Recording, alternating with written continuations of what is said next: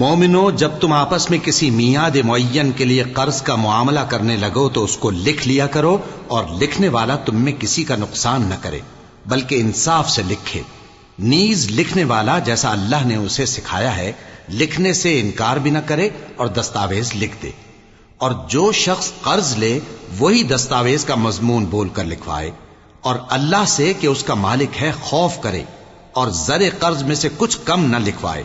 اور اگر قرض لینے والا کم عقل یا ضعیف ہو یا مضمون لکھوانے کی قابلیت نہ رکھتا ہو تو جو اس کا ولی ہو وہ انصاف کے ساتھ مضمون لکھوائے، اور اپنے میں سے 2 مردوں کو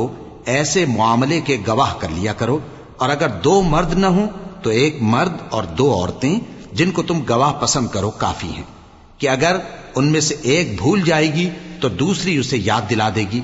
اور جب گواہ گواہی کے لیے طلب کیے جائیں تو انکار نہ کریں، اور قرض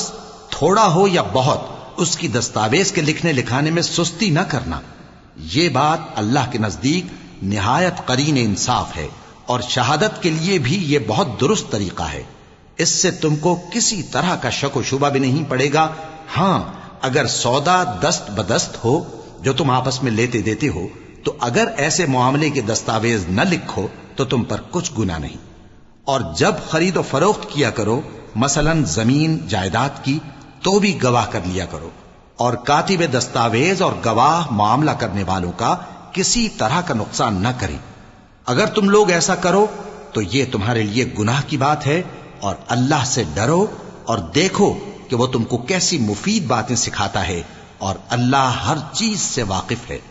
اور اگر تم سفر پر ہو اور دستاویز لکھنے والا نہ مل سکے تو کوئی چیز رہن با قبضہ رکھ کر قرض لے لو، اور اگر تم میں سے کوئی دوسرے کو امین سمجھے یعنی رہن کے بغیر قرض دے دے تو امانت دار کو چاہیے کہ صاحب امانت کی امانت ادا کر دے، اور اللہ سے جو اس کا پروردگار ہے ڈرے، اور دیکھنا شہادت کو مت چھپانا،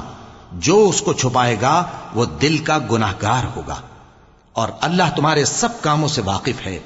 جو کچھ آسمانوں میں اور جو کچھ زمین میں ہے سب اللہ ہی کا ہے۔